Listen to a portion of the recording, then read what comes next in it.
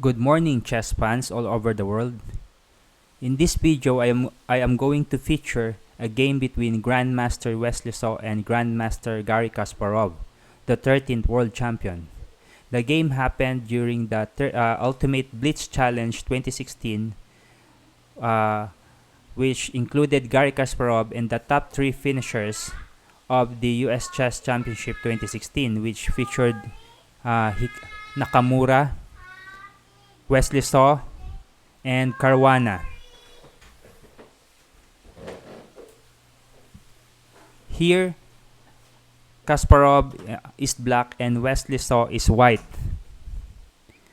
Wesley So opened with knight f3, then Kasparov responded with g6, then e4 and bishop g7. It is seemingly that Kasparov intends to play his favorite King's Indian, as that is his staple during the days with his rivalry with Anatoly Karpov.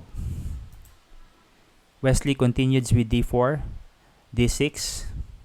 It seems like a King's Indian is in the making here.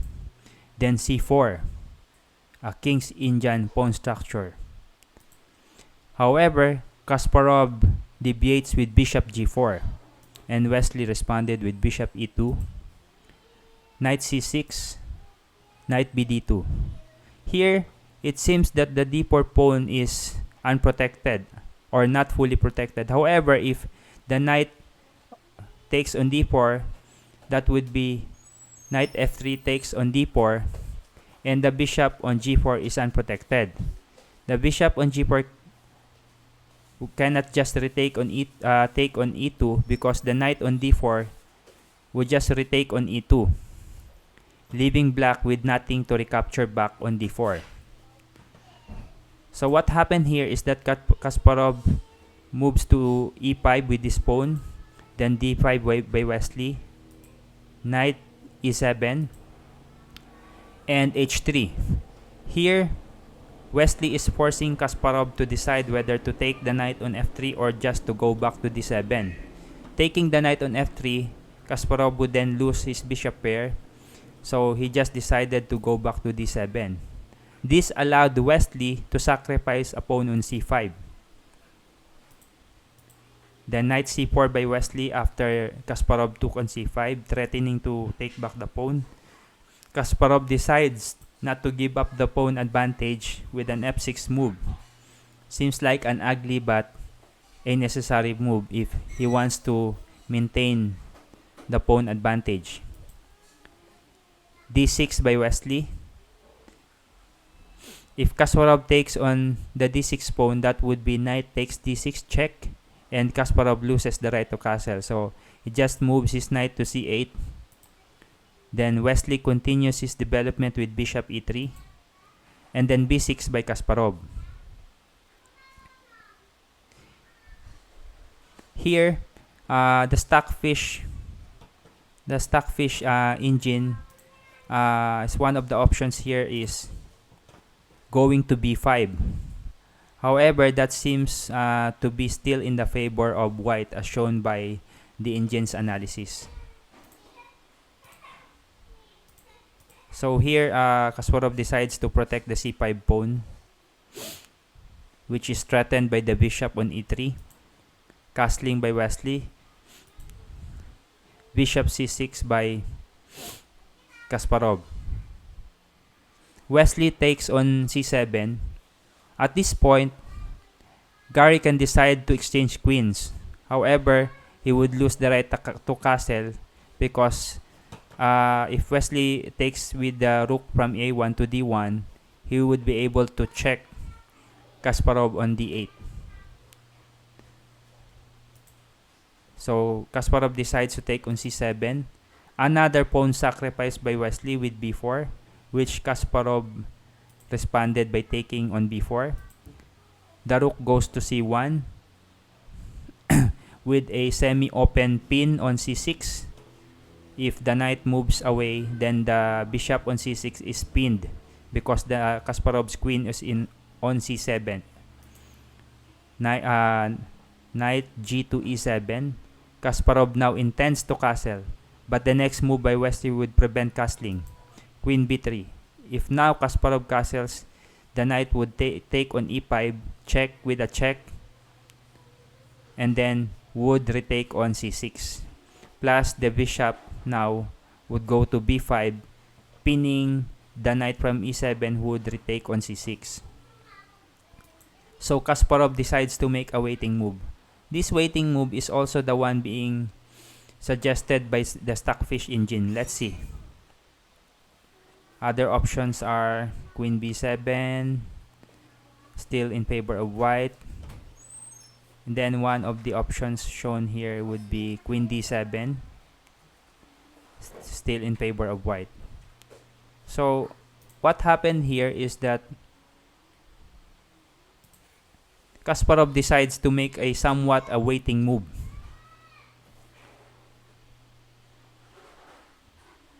So Wesley did here is to continue his control of the important open file on d1, or to continue strengthening his position by controlling the open file, the d open file. So now what would Kasparov do? Kasparov would like to push the pawn, the knight away from c4 with b5. It is at this point that Wesley, in addition to the two lost pawns, decides to sacrifice another one, this time a knight, by taking on e5. Kasparov takes that knight, and then Wesley takes on b5, pinning the bishop. Kasparov responds with rook to b8. Here, Wesley finds a very good move. Instead of outrightly exchanging, decides to maintain the threat on c6. The bishop here cannot take on a4 because the queen would take on a4 with a check, and the queen, which is about to be taken by the knight on c1, because the queen would be left unprotected here on c7, cannot go to d7 because after taking on a4, the queen would just retake on d7 because it's protected by the rook on d1.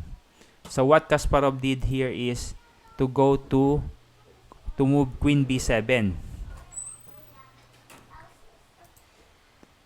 Another sacrifice by Wesley here. Rook takes on c6, knight takes on c6, and then Wesley goes to e6 check.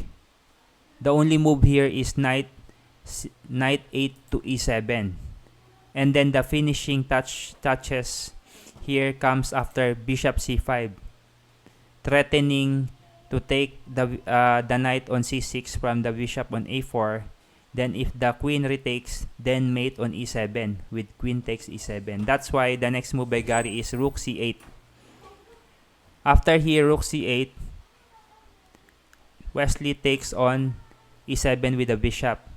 If Garry's queen takes on e7, then the rook on c8 is unprotected. So at this point, Garry Kasparov decided to resign. However, as we can see, if we use the engine, it would be suggesting bishop f6 or bishop f8. However, that would lead to mate, still lead to mate by white. Let's see. Bishop f6 is suggested here. That would just be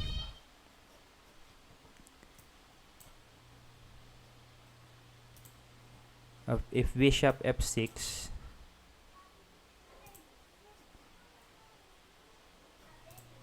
that would just be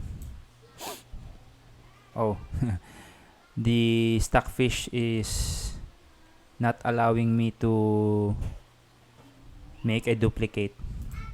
So let's see, let's analyze. If bishop f6, that would be just bishop d6 and a check, so the knight cannot go because it's pinned. If the queen goes there, it would just be taken by the bishop, or the bishop could go back to c5 check, and then the king cannot go to the d file because of the rook. anything that would be used to cover the king would just be retaken again by the bishop. So it's really a one game here for Wesley So. That's it, folks.